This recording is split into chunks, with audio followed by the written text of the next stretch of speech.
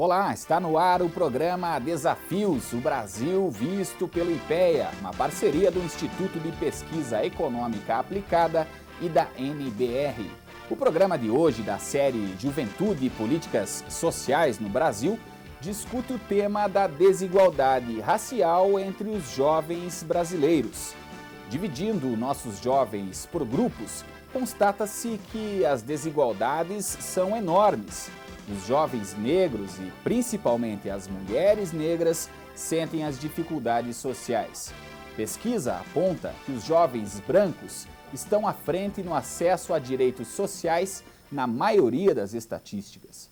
Para tratar do assunto, convidamos o pesquisador do IPEA, Valdemir Rosa, e também Mártios Antônio Alves das Chagas, ele que é da Secretaria Especial de Políticas de Promoção da Igualdade Racial, a CEPIR, do governo federal. Nesse primeiro bloco, o ensino superior, eu começo a tratar aí das desigualdades entre brancos e negros, então nas universidades, perguntando para o pesquisador do IPEA, Valdemir Rosa. Pelas pesquisas, Valdemir, nos primeiros anos escolares e mesmo no ensino médio, depois vem subindo as desigualdades. Quer dizer, nos primeiros anos há igualdade, né? Depois cresce a desigualdade. Por quê? Bom, Ricardo, esses dados que são apresentados pelo IPEA, eles trazem essa realidade, né? Que à medida que quando você vai avançando na carreira escolar dos alunos, as desigualdades vão aumentando. No Instituto de Pesquisa, no IPEA, a gente faz o controle de diversas variáveis para tentar explicar isso. E as variáveis socioeconômicas não são capazes de explicar esse fenômeno numa totalidade. Então, a gente atribui o aumento dessa diferença entre jovens negros e brancos no sistema de ensino em decorrência do racismo e da discriminação existente no sistema de ensino. Agora, Mártios, como que a Secretaria vê essa questão da desigualdade? Porque os brancos e negros começam bem igualitários, vamos dizer, nos primeiros anos escolares, e depois começa a desigualdade, né? Qual que é a visão de vocês sobre esse problema? Mas mais nada, a CEPI existe para isso, né? Existe em função disso, em função de que o Estado brasileiro detectou que há racismo no Brasil, há racismo na sociedade, e nós temos que procurar, não só na área da juventude, na área da educação, mas em todo o setor da sociedade, procurar corrigir isso. É lógico que a tarefa de uma secretaria como a nossa, ela é enorme e sozinha não dá conta, né? Temos que contar com os ministérios, temos que contar com todos os órgãos de governo, para que a gente possa, cada vez que passa, diminuir mais e mais esse fosso existente entre brancos e negros no Brasil.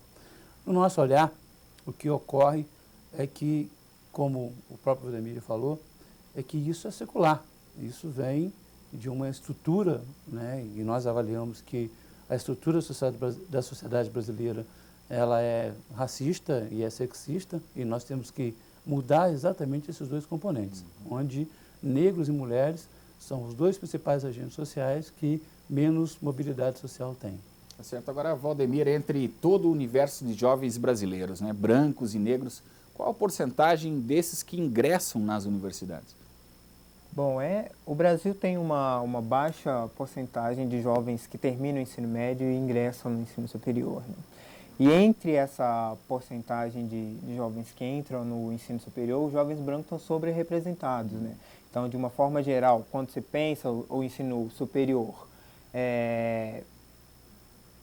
tanto público como privado em conjunto, os jovens negros representam um pouco mais, em torno de 30%, enquanto os jovens brancos representam quase 70%, um pouco acima de 68%. Como a gente pode ver nesse gráfico, né? Ele mostra que os brancos, 17 anos, que a gente quer dizer, ele chega na idade séria exata, ideal, né, para sair do ensino médio e começar no ensino superior. 33% dos brancos conseguem, já aos 17, entrar no ensino superior. Já negros e pardos, aí os pardos com 16%, os negros com 17%.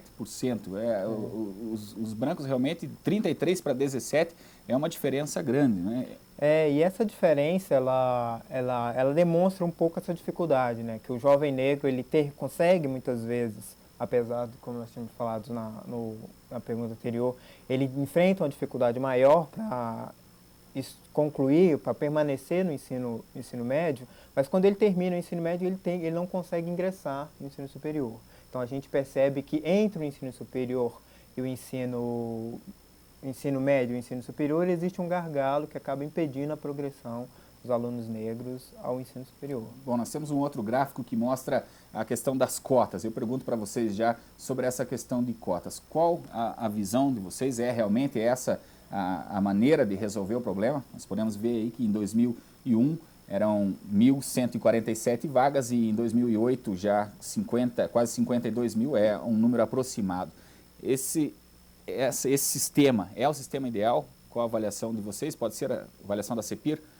Olha, só para fazer um rápido comentário, aqueles dados do gráfico anterior são de 2006, por isso que dá 30 e poucos % de jovens pardos e pretos, que são os negros, dentro das universidades.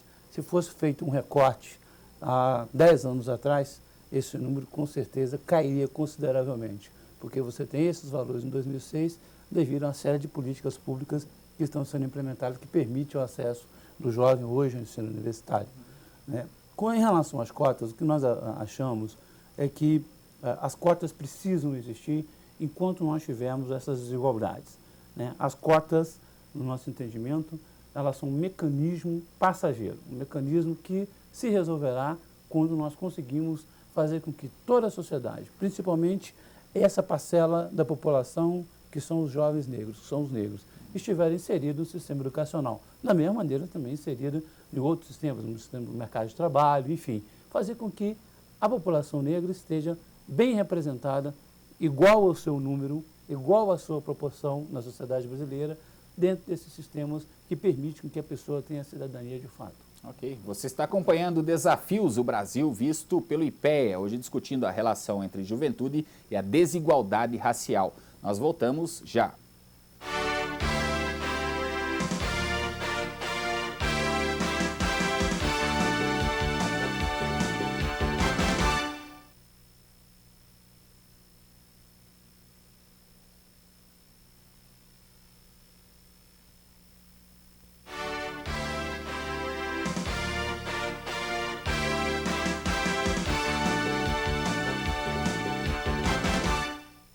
Você está acompanhando Desafios o Brasil visto pelo IPEA, o Instituto de Pesquisa Econômica Aplicada.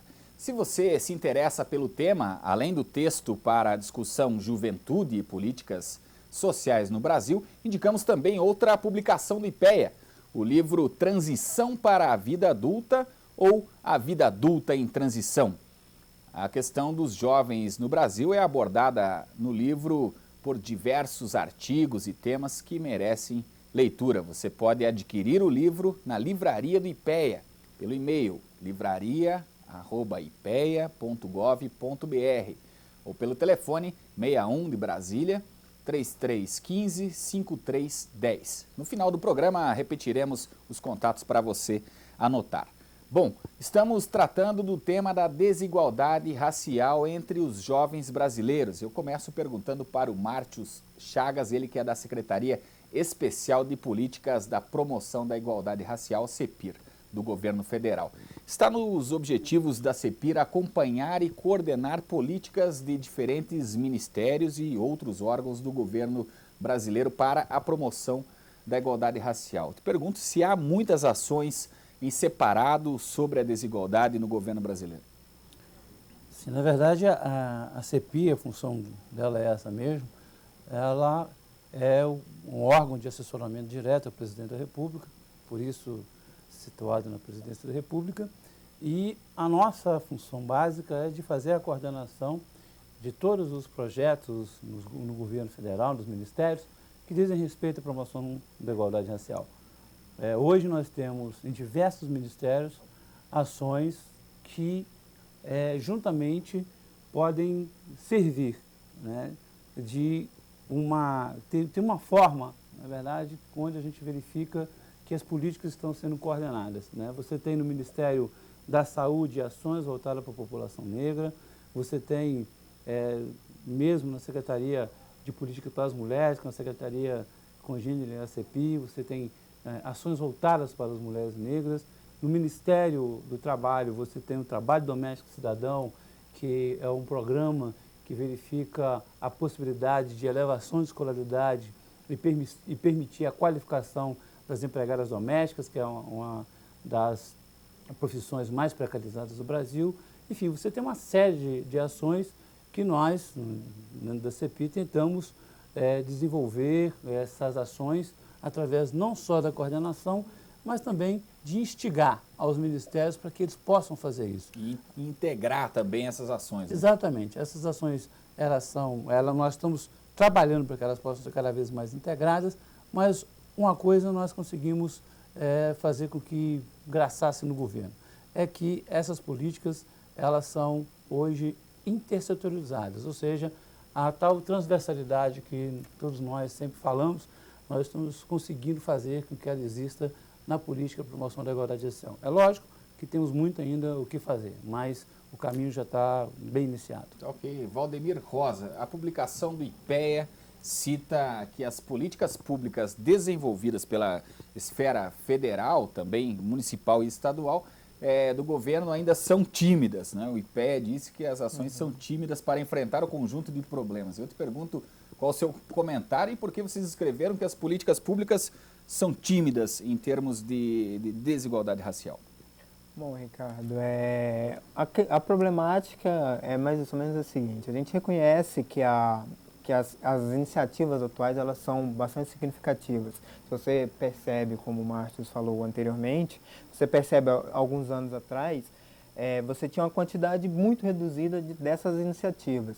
Então, é uma quantidade significativa, sim.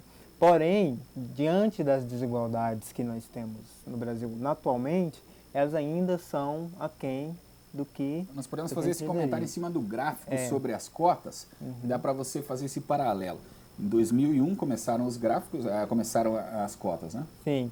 Esse gráfico ele mostra um pouco isso, né? Em 2001, quando as primeiras 2001 e 2002, quando as primeiras instituições começam a implementar a politização afirmativa, você vê.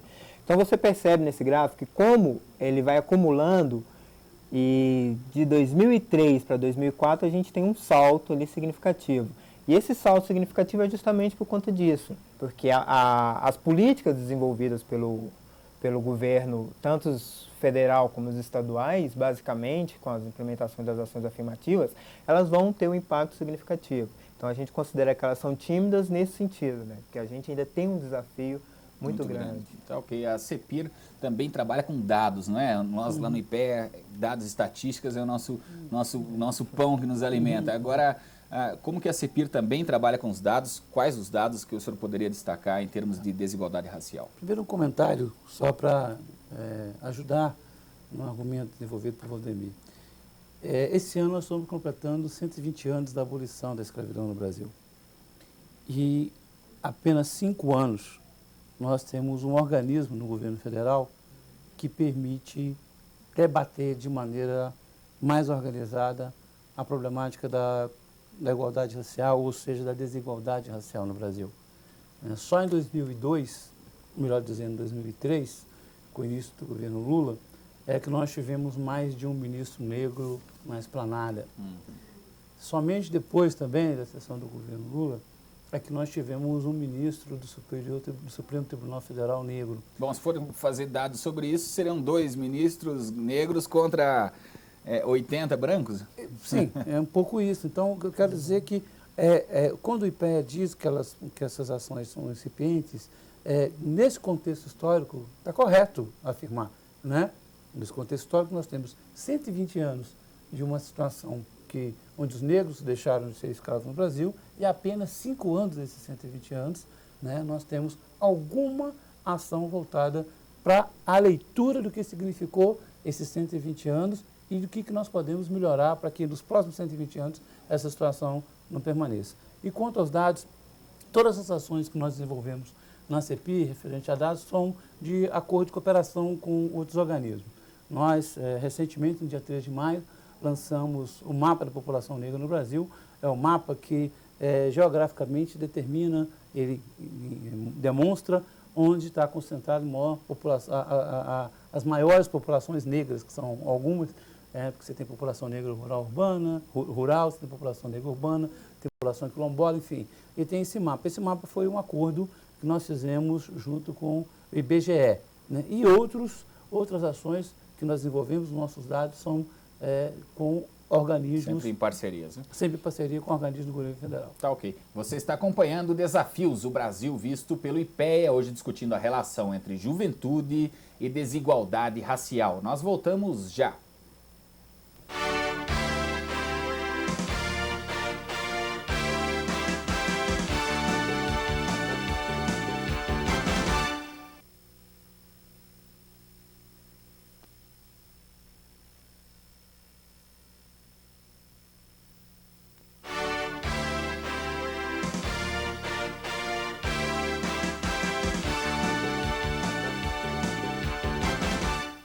Desafios, o Brasil visto pelo IPEA, hoje discutindo as desigualdades entre brancos e negros no total de jovens brasileiros.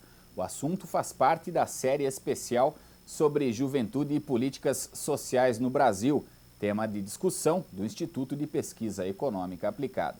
Começo perguntando para o Mártios Chagas, da CEPIR. A secretaria foi criada em 2003. Né? De lá para cá, o que de concreto se conquistou, Mártios? Olha, eu acho que essa pergunta, ela deve ser, aliás, a resposta a ela deve ser desdobrada em dois momentos. O primeiro é que nós conseguimos, com a criação da CEPIR, fazer com que as políticas públicas de promoção da igualdade racial pudessem ganhar um status diferenciado no debate brasileiro. Né? Hoje você tem, como esse programa, como tantas outras iniciativas, tanto da mídia brasileira quanto da academia, você tem um grau hoje muito maior de debate que você tinha antes da criação da CEPIR, ou seja, a criação desse mecanismo, né, de promoção da igualdade racial fez com que o debate fosse maior. Isso é a segunda questão. Nós temos, toda vez que se fala em que se fez de concreto, a gente tem que avaliar o seguinte, nós queremos combater principalmente o racismo e o preconceito. Racismo e preconceito são mais ideias do que efetivamente... Ações concretas. São ideias que transformam em ações. Né? São ideias que transformam em ações. Mas não é um prédio que se constrói. Não é um prédio que se constrói. Então, o combate a isso também não pode ser verificado, quantificado por um prédio que se constrói. Apesar de que hoje, no governo, como o presidente Lula determinou que dessemos prioridade às comunidades quilombolas, por exemplo, você tem no governo federal um montante de quase 2 bilhões de reais voltado para atendimento das comunidades quilombolas. As comunidades quilombolas, essas que desde a época da escravidão comportavam as pessoas que fugiam daquela situação, né, em que viviam das fazendas, das senzalas, e se aquilombavam, né, se reuniam nesses espaços que até hoje são espaços de resistência e de cultura negra. Então nós temos 2 bilhões de reais voltados para isso. Nós temos, ainda em fase de implementação, mas a Lei 10.639, que acaba mudando um pouco o perfil das escolas hoje, onde está sendo implementado, as escolas e os professores têm que se adaptar para poder falar da população negra, contando a sua própria história, né? Porque até então nós estudávamos sobre tudo no Brasil, né?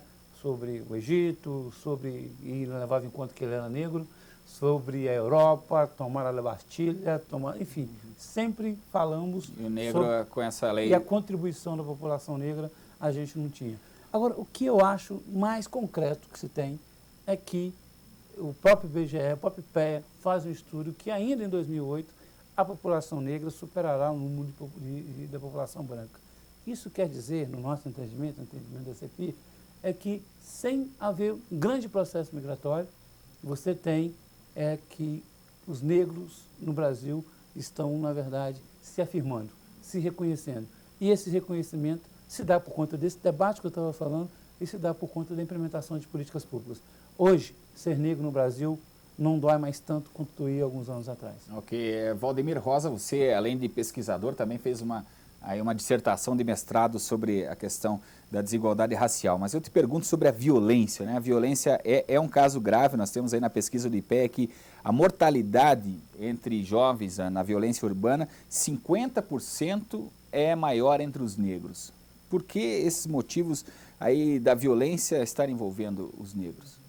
Bom, primeiro a gente tem que afirmar ou ressaltar que a violência, ela atinge de uma forma é alarmante toda a juventude brasileira. Mas quando a gente percebe, hoje, quando a gente analisa os dados sobre a violência, a gente percebe que as vítimas dessas violências são preferencialmente jovens negros. E aí são principalmente jovens envolvidos, assassinados, exterminados em chacinas, mortos por causas torpes, né, na verdade. Na verdade, o que o IPEA percebe nesses dados é que, percebeu nessa pesquisa sobre juventude, é que o jovem negro ele é mais vitimizado com a violência urbana. Ele é mais abordado pelo policial, ele é vítima de chacina, da guerra entre as quadrilhas. Então, na verdade, a gente tem um quadro, mais ou menos institucional, que decorrente de todo um processo de exclusão racial e socioeconômica, o jovem negro acaba estando mais vulnerável a essa violência urbana. O que faz com que o governo tenha que agir de uma forma mais enfática no plano de construir alternativas para que esse jovem, porque quando a gente fala que jovens negros morrem 50% a mais que jovens brancos no Vítimas Brasil, da violência urbana, né? A gente, na verdade, está falando sobre, em nível de políticas públicas, de uma política pública que garanta a sobrevivência desse jovem, que é o direito primário, né? Direito à vida. Na verdade, a gente tem... É esse um dos grandes problemas que a gente enfrenta. Ok, bom, nós estamos caminhando aí para o encerramento. Eu gostaria que você citasse um ponto positivo e um ponto negativo aí recente sobre a questão da desigualdade racial. Um ponto que melhorou e um ponto que ainda está muito longe de se melhorar aqui no Brasil. Pode ser, começando pelo Mártios da CEPIR, só para encerrar. Olha, sem querer ser ufanista, eu acho que nós temos mais a comemorar do que o contrário. Existem várias iniciativas, e essas iniciativas não são apenas do governo federal, a sociedade brasileira está se preparando para esse debate, né? Isso é bom se dizer, é bom que se diga, isso graças ao movimento negro brasileiro, graças aos movimentos sociais, que nunca, em momento algum, deixaram esse tema esfriar, esse tema deixar de estar presente no debate. E agora, cada vez mais, a gente fazendo com que isso possa ser de fato. Ponto positivo e um ponto negativo, rapidamente, Ivana. Acho que um ponto positivo é um pouco o que o Márcio falou, né? Que, na verdade, o que a gente tem hoje pela primeira vez na história, o movimento negro, a demanda do movimento negro, ela passa a ser incorporada enquanto política pública, né? Acho que o ponto negativo, acho que ainda existem grandes segmentos da sociedade que ainda resistem em reconhecer que a variável racial ela é importante para se explicar a desigualdade existente no Brasil, mas também ela é importante para se construir alternativas para a nação. Acho que o ponto negativo é essa resistência. Tá ok. Bom, chegamos ao final de mais um programa. Eu agradeço a presença do pesquisador do IPEA, Valdemir Rosa, e também Mártios Antônio Alves das Chagas, da Secretaria Especial de Políticas da Promoção da Igualdade Racial, que debateram hoje sobre os problemas sociais da desigualdade racial entre os jovens brasileiros. Você pode adquirir o livro e o texto para a discussão Juventude e Políticas Sociais no Brasil na livraria do IPEA, pelo e-mail que vai aparecer aí na sua tela, livraria@ipea.gov.br, ou pelo telefone 61 3315 5310. 3315-5310. Envie sugestões para o programa pelo e-mail desafiosnatv@ipea.gov.br. Você encontra na íntegra o texto para a discussão Juventude e Políticas Sociais no Brasil, assim como o livro sobre juventude, além de outros temas, na página do IPEA na internet. Acesse www.ipea.gov.br. Agradeço a sua audiência e até o próximo Desafios, o Brasil visto pelo IPEA.